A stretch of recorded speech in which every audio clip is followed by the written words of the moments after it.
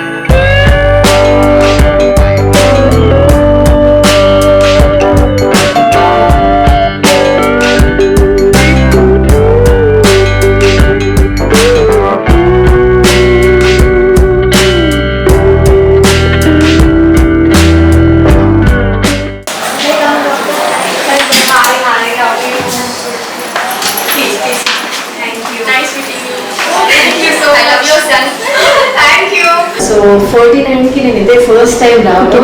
వైజాగ్లో న్యూగా లాంచ్ చేశారు. Yeah, it's been 7 to 8 months. We started 49. Our main branch was mainly in Telangana అండి. First doctor జ్యోతి madam start చేశారు అక్కడ. 8 years అవుతుంది. సో నెక్స్ట్ ఆంధ్రప్రదేశ్లో బ్రాంచ్ వచ్చేసి విజయవాడలో ఉంది. డాక్టర్ సుమా మేడం రన్ చేస్తున్నారు అది. ఆఫ్టర్ ఏపీ సెకండ్ బ్రాంచ్ వచ్చేసి వైజాగ్. ఇది పెట్టి అరౌండ్ 7 to 8 months అవుతుంది. సో ఇప్పుడైతే యాక్చువల్లీ చాలా మంది ప్రాబ్లం ఫేస్ చేస్తున్నారు. ఇంతకు ముందు అయితే దీనికి ఒక సొల్యూషన్ ఉండేది కాదు. అంటే ఎవరితో చెప్పుకోవాలి ప్రాబ్లం, ఎందుకంటే పెళ్ళైన తర్వాత వెంటనే అడిగే గుడ్ న్యూస్ ఎప్పుడు పిల్లలు ఎప్పుడు అడుగుతూ ఉంటారు. సో వాళ్ళు ఇప్పుడంటే ఈ జనరేషన్ లో కావాలని డిలే చేసుకుంటున్నారు. ఎందుకంటే by the time they get married only 30+ married అవుతున్నారు. Because we're all studying, we want to stand by our selves, ఎవరి మీద depend. Most of the ladies are like that. So మనము by the time we get married, stabilize అయ్యేసరికి time పడుతుంది. Okay, and marriage అయిన తర్వాత immediate question is ఎప్పుడు pregnancy, ఎప్పుడు పిల్లలు. It has become social stigma also. Like fertility centers కి రావడానికి ఏంటంటే వాళ్ళు చాలా ఇబ్బంది పడుతూ ఉంటారు. అంటే they will name that couple as infertile. It's not like that. We are not coming for someone else. We are coming for ourselves. Exactly. ఇట్లా వస్తున్నారు అని తెలిస్తే వాళ్ళు వెళ్తున్నారంట. సో ఇంకా మెచ్యూర్ అవ్వాలి కొంచెం. yes, చాలా అపోహలు అన్నమాట. ఏంటి అంటే IVF సెంటర్స్ కి వెళ్తే వాళ్ళు ఓన్ బేబీ కాదు, డోనార్ గ్యామెట్స్ యూజ్ చేస్తారు. ఇవన్నీ చాలా అపోహలు ఉన్నాయి. అది అలా కాదు. ఇప్పుడు IVF అంటే మన ఓన్ బేబీయే కదా అక్కడ వచ్చేది. yes, 99% వాళ్ళ ఓన్ బేబీయే ఉంటుందండి. ఓకే, వాళ్ళ ఎగ్స్ తీసి వాళ్ళ స్పర్మ్స్ ని మనము క్లబ్ చేసిన తర్వాత ఫార్మ్ అయిన ఎంబ్రియోనే వాళ్ళకి ట్రాన్స్ఫర్ చేయడం అనేది జరుగుతుంది. ఈ IVF ప్రాసెస్ కానీ ICSI కానీ ఇట్స్ లైక్ దట్. కొంతమంది కపుల్స్ కి మనము వాళ్ళ ఓన్ గెమెట్స్ ని యూజ్ చేయలేకపోవచ్చు. అలాంటి కపుల్స్ కి మాత్రమే with all the consent forms we explain the couple completely, both wife and husband consent forms తీసుకున్న తర్వాతే డోనర్ గెమెట్స్ ని యూజ్ చేయడం అనేది జరుగుతుంది. It's not, they don't be blinded. Okay, we tell them, then only we advise them అన్నమాట. Okay okay. Actually ఈ infertility అంటే ఏంటి, ఎందుకు వస్తుంది? ఇన్ఫర్టిలిటీ అనేది మామూలుగా చాలా వీడియోస్లో వినే ఉంటారు, ఒక 1 year భార్యాభర్తలు కాన్స్టెంట్గా ఫర్టైల్ పీరియడ్లో ట్రై చేసిన తర్వాత ప్రెగ్నెన్సీ రాకపోతే దాన్ని ఇన్ఫర్టిలిటీ అంటారనమాట. ఓకే, చాలామంది ఏంటి అంటే కపుల్ మా దగ్గరికి వచ్చేసరికి ఇన్వెస్టిగేషన్స్ చేయాల్సి వస్తుంది. మెయిన్ మాకు ఇన్ఫర్టిలిటీ రావడానికి మెయిన్ కారణం either ఫీమేల్లో ఉంటుంది, నాన్ మేల్లో ఉంటుంది. Most of the times males రారు, థింకింగ్ దట్ ఓన్లీ ఫీమేల్ పార్ట్లోనే ఇన్ఫర్టిలిటీ ప్రాబ్లం ఉంది. సొసైటీ కూడా అలాగే ప్రెగ్నెన్సీ అవ్వట్లేదు అని అంటే ఓన్లీ ఫీమేల్ లోనే లోపం ఉంది, మెన్స్ లో కాదు. ఫీమేల్స్ లో తీసుకొస్తారు కూడా, అసలు మీరు ఫస్ట్ కన్సల్టేషన్ కి రారు. ఎప్పుడైతే మేము సెమెన్ అనాలిసిస్ కావాలి వాళ్ళది కూడా మనం చూడాలి అన్నప్పుడే they get that male patients అనమాట. ఓకే, మెయిన్ చేసే టెస్ట్లు ఏమి ఉంటాయంటే ఆడవాళ్ళలో ఫస్ట్ ఎగ్ నెంబర్ ఎంత ఉంది అని తెలుసుకోవాలి. What is there AFC egg number అంటారు దాన్ని. అలాగే గర్భసంచిలో ఎటువంటి ప్రాబ్లం ఏమైనా ఉందా అని చూసుకుంటాము. నెక్స్ట్ ట్యూబ్స్ ఉంటాయి. Okay, like you can see here this is the uterus అన్నమాట. Like nice image. ఓకే, ఇది గర్భసంచి చూడటానికి ఇలా ఉంటుంది. రెండు పక్కల ట్యూబ్స్ అనేవి ఇలా ఉంటాయి అనమాట. ఓవరీస్ రెండు పక్కల ఇలా ఉంటాయి. ఈ ఓవరీలో నుంచి ఎగ్ రిలీజ్ అయిన తర్వాత ద్వారా ట్రాన్స్పోర్ట్ అయ్యి స్పామ్స్ రిలీజ్ అయిన తర్వాత స్పామ్ కి మొటిలిటీ ఉంటుంది. ఆ మొటైల్ స్పామ్స్ పైకి వెళ్ళడం ద్వారా ఎగ్ స్పామ్ అనేది ట్యూబుల్లో కలుస్తుంది అనమాట. సో మనం ఫస్ట్ పేషెంట్ కి రాగానే చూసుకోవాల్సింది ఎన్ని ఎగ్స్ నెంబర్స్ ఉన్నాయి. ఈ కాల్ ఇట్ AFC అనమాట. స్కాన్ లో ఉంటుంది, నేను ఒకసారి చూపిస్తాను మీకు. నెక్స్ట్ ట్యూబ్ టెస్ట్ 2 రకాలుగా చేయొచ్చు. 1 HSG అంటారు. సెమెన్ అనాలిసిస్ లో మనము నెంబర్ ఎంత ఉంది, కౌంట్ ఎంత ఉంది, లైక్ మొటిలిటీ ఎంత ఉంది, మార్ఫలాజికల్ ఫార్మ్స్ అంటారు, అవి ఎంత ఉన్నాయని చూసుకుంటాం అనమాట. అవి చూసుకుని then depending on that we tell the patient what treatment they have to go.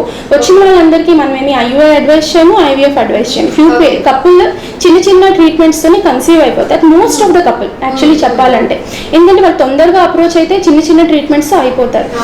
Next treatment will be IUI. ఏమన్నా ఓన్లీ మేల్ ఫ్యాక్టర్ ఏమైనా ఐడెంటిఫై అండి, కొంచెం నెంబర్ తక్కువ ఉంది, కదలికలు తక్కువ ఉందంటే IUI. ఓకే, ప్రీవియస్గా IUIs బయట హాస్పిటల్స్లో అయిపోయి రావడము, లేకపోతే డైరెక్ట్లీ రావడంతోనే సివియర్ మేల్ ఫ్యాక్టర్ కానీ ఫీమేల్స్లో కానీ ఏమైనా ప్రాబ్లం ఉంది, PCOD ఎక్కువ ఉంటాం అలాంటివి ఉంటే then only we advise IVF. Okay okay. So ఇప్పుడు ఈ IVF ప్రాసెస్ చేయాలి అని అంటే ఇలాంటి పేషెంట్స్కి మీరు IVF ప్రాసెస్ అనేది చేస్తారు? కామన్ వాళ్ళకి ఎలా సజెస్ట్ చేస్తారు మీకు ఈ ట్రీట్మెంట్ సూట్ అవుతుంది అని? ఓకే, యాజ్ ఐ సెడ్ మనం ఎగ్ నెంబర్ చూసుకున్నప్పుడు తక్కువ ఎగ్ నెంబర్ ఉన్నా సరే, అంటే ఓవేరియన్ రిజర్వ్ అంటారు దాన్ని, ఎగ్ నెంబర్ అనే దాన్ని. ఓవేరియన్ రిజర్వ్ తక్కువ ఉన్న పేషెంట్స్కి ఈ 2 పక్కల ట్యూబ్స్ బ్లాక్ ఉన్నాయి. ఓకే, 2 పక్కల ట్యూబ్స్ బ్లాక్ ఉంటే స్పర్మ్ ఎగ్ కలవదు, పిండం ఏర్పడుతుంది, ఎంబ్రియో ఓంట్ ఫార్మ్. సో అలాంటి పేషెంట్కి severe male factor infertility 5 million 6 million count తక్కువ ఉన్న వాళ్ళకి, లేకపోతే ప్రీవియస్గా మల్టిపుల్ IUIs ఫెయిల్ అయిన వాళ్ళకి, లాంగ్ స్టాండింగ్ హిస్టరీ అనమాట, కొంచెం ఏజ్ మోర్ దాన్ 33 అలా ఉండి ట్రీట్మెంట్కి వాళ్ళు అప్పుడే అప్రోచ్ అయిన వాళ్ళకి IVF అనేది అడ్వైస్ చేయడం అనేది జరుగుతుంది. ఇప్పుడు పాజిటివ్ అయిన తర్వాత అంటే ప్రెగ్నెన్సీ పాజిటివ్ వచ్చిన తర్వాత ఫస్ట్ స్కాన్ ఇది? అవును, ప్రెగ్నెన్సీ పాజిటివ్ అని కన్ఫర్మ్ అయిన తర్వాత we'll call the patient around 15 to 20 days తర్వాత. సో ఆ స్కాన్లో మేము ఏం చూస్తామంటే localisation of the gestational sac, అంటే బేబీస్ ఎక్కడ ఫార్మ్ అయ్యాయి, గర్భసంచిలోనే ఫార్మ్ అయ్యాయా. కొన్ని టైమ్స్ ఎక్టోపిక్ ప్రెగ్నెన్సీ అంటారు, ట్యూబుల్లో కూడా అవుతుంది, but it's very rare. So ఎక్కడ ఫార్మ్ అయ్యో చూసుకోవడానికి చూస్తాం. ఎన్ని సాక్స్, ఫర్ ఎగ్జాంపుల్ చూడండి, this is a twin conception. Twins ఉన్నారు ఇక్కడ. ట్విన్ ప్రెగ్నెన్సీస్ కనిపిస్తున్నాయి కదా, both the babies heart you can visualise. This is the first baby, heart beat ఇలా కొట్టుకుంటుంది చూడండి, that is the heart beat. Okay, this is the second baby's heart beat అన్నమాట. This is MCDA twins అంటాము, monochorionic diamniotic twins. So 2 babies పక్కనే చాలా బ్యూటిఫుల్గా కనిపిస్తున్నాయి అనమాట. సో స్లోగా ఫామ్ అవుతుంది ఒక్కొక్కటి. సో మెజర్మెంట్స్ అనేవి ఏంటి అంటే not only that embryo transfer అయిన తర్వాత we should know the gestational age, అంటే బేబీ ఎంత ఏజ్ ఉంది అని కూడా చూసుకుంటాము. దీన్ని CRL అంటాం అనమాట, క్రౌన్ రంప్ లెంత్. ఇలా చూసుకోవడం ద్వారా బేబీ జెస్టేషనల్ ఏజ్ ఎంత ఉందో కూడా తెలుస్తుంది అనమాట. Okay okay. Other thing what we localize is cervical length అంటాం. ఇప్పుడు ట్విన్ ప్రెగ్నెన్సీస్కి సర్వైకల్ లెంత్ అనేది వెరీ ఇంపార్టెంట్. కొంతమందికి లెంత్ తక్కువ ఉంటే స్టిచ్ పడే అవకాశం అవసరం ఉంటుంది. సో సర్వైకల్ లెంత్ ఆల్సో మ్యాండేటరీగా చెక్ చేసుకుంటాము. సర్వైకల్ లెంత్ కానీ అరౌండ్ 2.5 నుంచి 3 mm ఉంది అంటే nothing to be worried. Not all patient requires the stitch, only few patients will be requiring the stitch. That also we can identify in these scans. So కొంచెం ముందు నుంచే మనము వీళ్ళని check చేసుకోవడం ద్వారా ఏంటి అంటే early identification of any problems అనేవి తెలుస్తూ ఉంటాయి అన్నమాట. అచ్చా. So that's why we have to do scan like in 6 to 7 weeks మధ్యలో చేసేసుకుంటూ ఉంటాం అనమాట. ఓకే, అంటే ఈ స్కాన్ తర్వాత మళ్ళీ నెక్స్ట్ ప్రాసెస్ ఏంటి? నెక్స్ట్ ప్రాసెస్ ఏంటంటే ఒక 3 weeks తర్వాత IVF ప్రెగ్నెన్సీని మళ్ళీ ఒకసారి చెక్ చేసుకుంటాము. చెక్ చేసుకుని బేబీ హార్ట్ బీట్ ఎలాగుంది, గ్రోత్ ఎలాగుంది, ప్యాటర్న్ ఎలాగుంది అని చూసుకుంటాము. ట్విన్ ప్రెగ్నెన్సీస్కి ఏంటంటే కొంచెం ఎక్కువ నెంబర్ ఆఫ్ స్కాన్స్ స్కాన్స్ అనేవి అవసరం పడతాయి. ఓకే, ఎలా గ్రోత్ అవుతుంది, ప్యాటర్న్ ఎలాగుంది, అంటే ఉమ్మనీరు ఫామ్ అయ్యే టైంకి వచ్చేసరికి బాగుందా లేదా అని కూడా చూసుకుంటూ ఉంటాము. నెక్స్ట్ ఈ పేషెంట్కి స్కాన్ వచ్చేసి అరౌండ్ 12 వీక్స్ ఉంటుంది. దట్ ఈస్ కాల్డ్ ఎన్యూప్లాయిడీ స్కాన్ అనమాట. ఎన్యూప్లాయిడీ స్కాన్స్లో ఏమైనా క్రోమోజోమల్ అబ్నార్మాలిటీస్ ఏమైనా ఉన్నాయా అని చెప్పేసి ఐడెంటిఫై చేసుకుంటాము. ఆ తర్వాత directly we will do anomaly scan. Anomaly scan అంటే బిడ్డ హార్ట్ ఎలాగుంది, కిడ్నీస్ ఎలాగున్నాయి, ఎలాగుంది అని చూసుకునేదే ఎనామిలీ స్కాన్ అంటాం అనమాట. సో వన్స్ బేబీ అనేది లోపలికి వెళ్ళి బీటా హెచ్సిజీ పాజిటివ్ వచ్చిన తర్వాత ఐవీఎఫ్ ప్రెగ్నెన్సీస్కి వన్స్ ఫీటల్ హార్ట్ వచ్చింది అనుకోండి, usually they carry forward very beautifully. So it is equal to natural pregnancy. మనం కంగారు పడిపోయి ఐవీఎఫ్ ప్రెగ్నెన్సీ అని చెప్పి భయపడాల్సిన అవసరం లేదు. They go very well. అచ్చా, ఓకే ఓకే. ఇదే ఎక్స్ట్రా నార్మల్ ప్రెగ్నెన్సీకి ఐవీఎఫ్ ప్రెగ్నెన్సీకి అంటే ఎక్స్ట్రా కేర్ ఏమైనా తీసుకోవాలా ఈ స్కాన్స్ ప్రకారంగా కానీ మెడిసిన్స్ ప్రకారంగా కానీ? సో ఇలాంటి ఎక్స్ట్రా కేర్ అది మోస్ట్ ఆఫ్ ద టైమ్స్ ఏంటంటే అది ఒక అపోహ అనమాట. అంటే ఎక్కువ కేర్ తీసుకోవాలి అని. They are like a normal any other pregnant women. Okay, so మనం వాళ్ళని మనం భయపెట్టేయకూడదు. Okay, so it will go normal pregnancy అలాగా అయిపోతుంది అనమాట. ఓన్లీ థింగ్ ఏంటంటే వాళ్ళు చాలా మంది బెడ్ రిడన్ అంటే మేడం చాలా రెస్ట్ తీసుకోవాలని వాళ్ళు అసలు కదలరు. అలా ఉండాల్సిన అవసరం లేదు. Normal diet, little bit of exercises, వాళ్ళ రెగ్యులర్ యాక్టివిటీ ఎలాగైతే న్యాచురల్ గా కన్సీవ్ అయిన అమ్మాయి చేసుకుంటుందో వీళ్ళు కూడా అదే ప్రొసీజర్ ద్వారా చేసుకోవచ్చు. అంటే ఉంటది కదా, సో ప్రెగ్నెంట్ అయ్యామన్న హ్యాపీనెస్ తో కొంచెం ఎక్స్ట్రా కేర్ ఉంటుంది. ఎందుకంటే వాళ్ళు కన్సీవ్ అవడానికి they take lot of time. 5 years, 8 years, 10 years కూడా తీసుకుంటారు. ఇంట్లో వర్క్ చేస్తామా చేయనివ్వరు. వాళ్ళకి ఏంటంటే ఆ బీటా హెచ్సిజీ పాజిటివ్ అంటే మేము ప్రెగ్నెంట్ అయ్యాము అనే వర్డ్ వినటానికి ఏంటంటే వాళ్ళు చాలా తహతహలాడిపోతూ ఉంటారు. దట్స్ వై ఏంటంటే ఇంట్లో వాళ్ళు కూడా వాళ్ళని వర్క్ చేయొద్దు, అది చేయొద్దు, ఇది చేయొద్దు అని చెప్తూ ఉంటారు అనమాట. But it's not like that. Okay, it's equally a normal conception. ఈ నీడిల్కి చిన్న ఇంజెక్షన్ ఉంటుంది చూసారు, వెరీ స్మాల్ ఇంజెక్షన్. మీరు పెయిన్ఫుల్ ఇంజెక్షన్స్ అని అడిగారు కదా, ఇంత సన్న ఇంజెక్షన్ మామూలుగా మనం గుచ్చుకుంటే ఏం ఉండదు, అంత పెయిన్ ఏమి ఉండదు. సో దీనికోసం చాలా మంది భయపడి ట్రీట్మెంట్ కి రావు. So very small injection,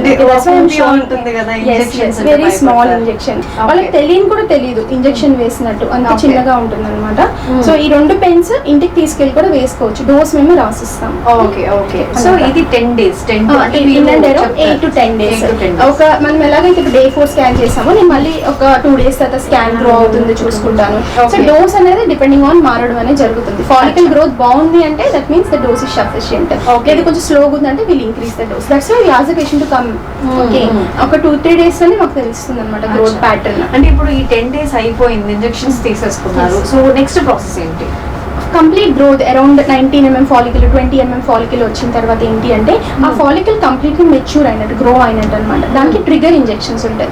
triggers అంటే ఏంటి అంటే కంప్లీట్లీ మెచ్యూర్ అవడానికి. అలాగే న్యాచురల్ ప్రొసీజర్ లో LH సర్జ్ అంటారు. ఓకే, చాలా మంది LH కిట్స్ కూడా ఇంట్లో చూసుకుంటా ఉంటారు. LH కిట్ పాజిటివ్ అయితే న్యాచురల్ గా కలుస్తారు. అలాగే మనము ఆర్టిఫిషియల్ గా LH సర్జ్ క్రియేట్ చేయాలి బాడీలో. దానికి ఇంజెక్షన్స్ ఉంటాయి. ఆ ఇంజెక్షన్ ఇచ్చిన తర్వాత 34 hours నుంచి 36 hours మధ్యలో పికప్ అనేది ఉంటుంది. దాన్ని ఎగ్ పికప్ అంటారు. సో మనతో పాటు IVF ట్రీట్మెంట్ తీసుకొని ఇప్పుడు పాజిటివ్ వచ్చింది. కంగ్రాచులేషన్స్ దుర్గా. సో దుర్గా, ఎన్ని ఇయర్స్ మీరు ప్రెగ్నెన్సీ కోసం ట్రై చేశారు? 5 సంవత్సరాల నుంచి ట్రై చేశారు. సో ఇప్పుడు 49కి ఎలా వచ్చారు?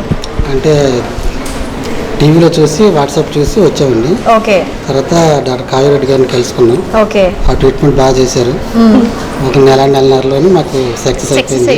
ఇక్కడికి వచ్చిన 1.5 month. Wow, super. సో ఈ IVF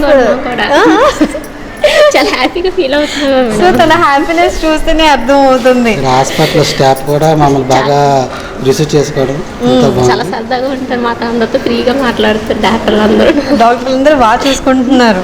మీకు ఏమైనా పెయిన్ అనిపించింది IVF ట్రీట్మెంట్ తీసుకుంటున్నప్పుడు? ఏం లేదు.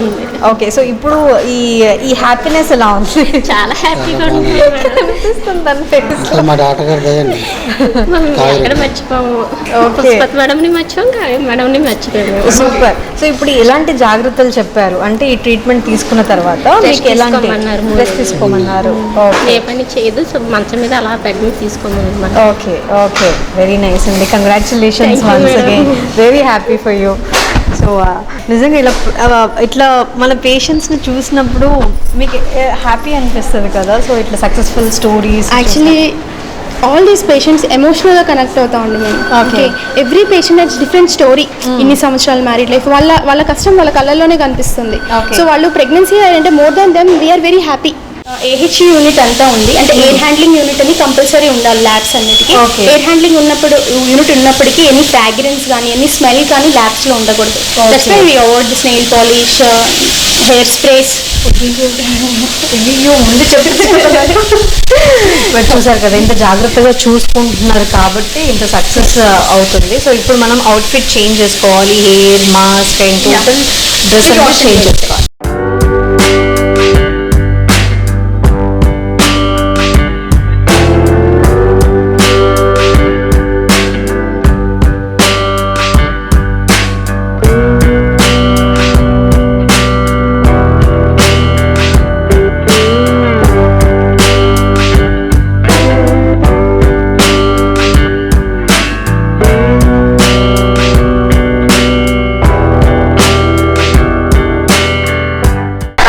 జాగ్రత్తగా శానిటైజ్ చేసుకొని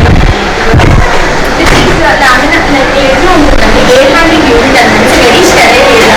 నార్మల్ ఓటీతో కంపేర్ చేసుకుంటే just to prevent any toxins. Okay, any toxins enter అయినా ఏమైనా పార్టికల్స్ ఎంటర్ అవ్వకుండా ఉండడానికి ఇంత కంప్లీట్ సెటప్ అనేది చూస్తే 2 doors కూడా ఉన్నాయి. అవును, సో లోపల దాకా వస్తాం అనమాట. అంటే బయట గాలి అనేది బయట రాకూడదు. So air handling unit completely ఇక్కడ ఉన్నా కూడా it will be like refresh అవుతూ ఉంటుంది అనమాట. ఇక్కడ జనరల్గా ఇప్పుడు మేడం ఒక ఓపీ చేసిన తర్వాత ట్యూబ్లోని ట్రీట్మెంట్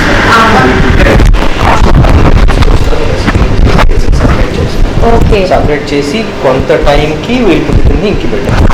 ఆ తర్వాత మళ్ళీ వాటికి different types of enzymatic treatment ఉంటుంది. ఆ ట్రీట్మెంట్ తర్వాత అది షోలు పంపి లుక్ లైక్. ఓకే, అంటే ఒకసారి చూడొచ్చా ఇది ఎలా కనిపిస్తుంది? అది చూపిస్తాను.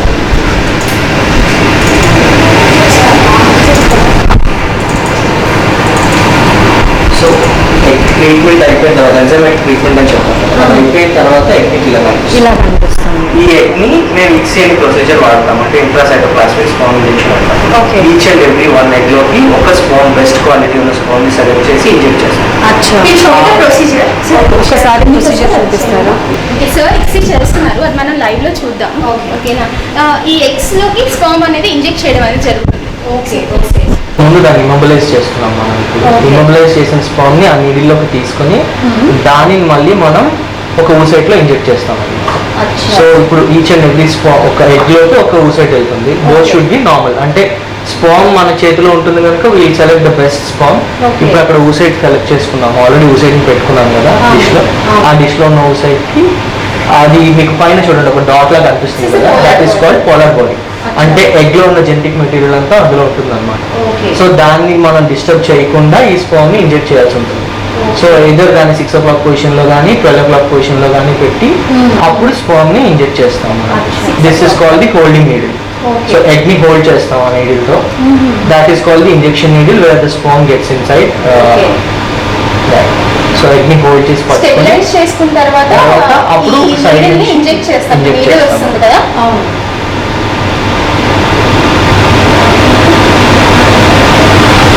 స్పామ్ ఆల్రెడీ ఇందాక మనం పిక్ చేసి పెట్టుకున్నాం కదా, ఆ స్పామ్ దీంట్లో ఉంది, ఇక్కడ కనిపిస్తుంది కదా ఆ స్పామ్.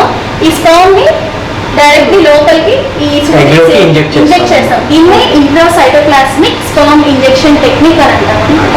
టెస్ట్యూబ్ బేబీస్ 2 రకాలుగా ఫామ్ అవుతాయి, ఒకటి ఐవీఎఫ్, ఇక్సి. నౌడేస్ మీరు ఫాలోయింగ్ దిస్ ఎందుకంటే కొంచెం అంటే నార్మల్ జనరల్ ఐవీఎఫ్ కంటే you have like more than 50% of chances పెరుగుతాయి ఛాన్సెస్ దీనిలో. అండ్ ఇక్కడ మంచి స్పామ్ సెలెక్ట్ చేయడానికి మన చేతిలో ఆప్షన్ ఉంటుంది. అండ్ మా దగ్గర ఉన్న టెక్నాలజీస్ లో వీ హ్యావ్ ఇన్సీ ఆల్సో, అంటే మార్ఫలాజికల్ గా కూడా బెస్ట్ స్పామ్ సెలెక్ట్ చేయడానికి మాకు ఎక్స్ట్రా లెన్సెస్ ఉంటాయి. అంటే తీసుకున్న సీజన్లోనే బెస్ట్ స్పామ్ మేము సెలెక్ట్ చేసుకుంటాం.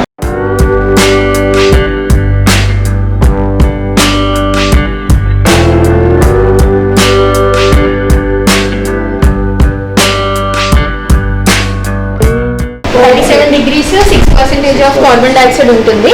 ఇక్కడ మనకి ఇప్పుడు ఈ దీంట్లో చాలా ఎంబ్రియోస్ ఉన్నాయి. Okay, so we can't close open ఎక్కువ చేయమన్నమాట. ఇంక్యుబేటర్స్ అంటారు. Maintains the temperature of mothers. So so once day 3 అయిపోయిన తర్వాత ఆ ఎంబ్రియోని మళ్ళీ మేము ఫ్రీజ్ చేస్తాము.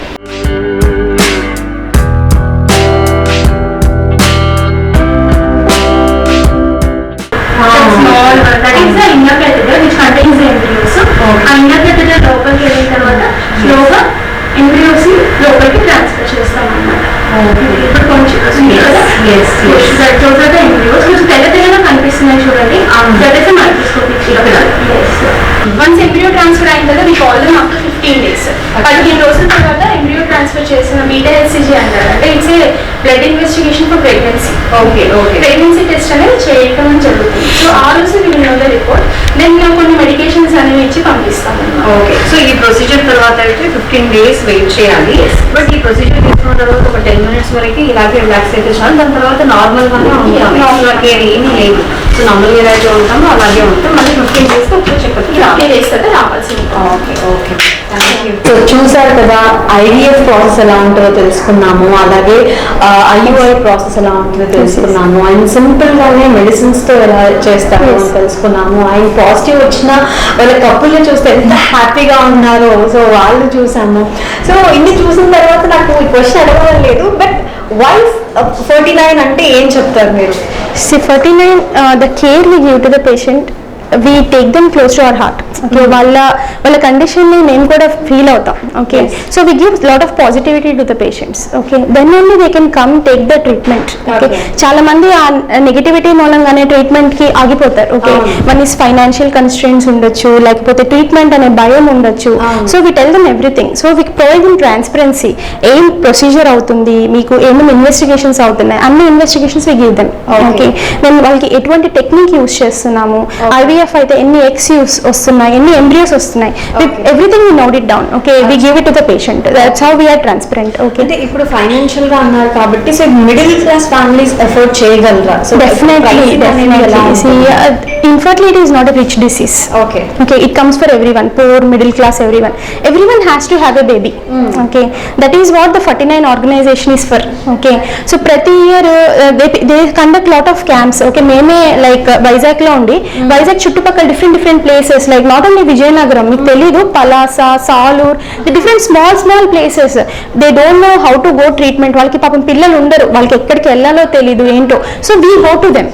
Okay, we go them, we tell them, so we're there. ఇంకా రండి హాస్పిటల్కి, డిఫరెంట్ ట్రీట్మెంట్స్ ఉంటాయి, చిన్న పద్ధతుల్లో కూడా అవుతాయి. పెద్ద ట్రీట్మెంట్స్ అందరికీ అవసరం ఉండదు. చిన్న మెడిసిన్స్ కూడా వాళ్ళకి తెలియదు. They are not educated. Farmers ఉంటారు, carpenters. So different camps conduct చేస్తున్నాము. అండ్ 49 ఇన్ హౌస్ కూడా మేము ఎవ్రీ ఇయర్ డిసెంబర్లో ఐయుఐ క్యాంప్ ప్రొవైడ్ చేస్తాం. ఆ క్యాంప్లో ఏంటంటే everything will be free. Scans, IUI procedure free ఉంటుంది, కన్సల్టేషన్ ఫ్రీ ఉంటుంది, స్కాన్స్ ఫ్రీ ఉంటాయి, అన్ని ఫ్రీగా చేస్తాం. అలాగే ఎవ్రీ టైం ఉమెన్స్ డే అప్పుడు ఏంటి అంటే 50% ఐవీఎఫ్ క్యాంప్స్ అనేవి కూడా ప్రొవైడ్ చేయడం జరుగుతుంది.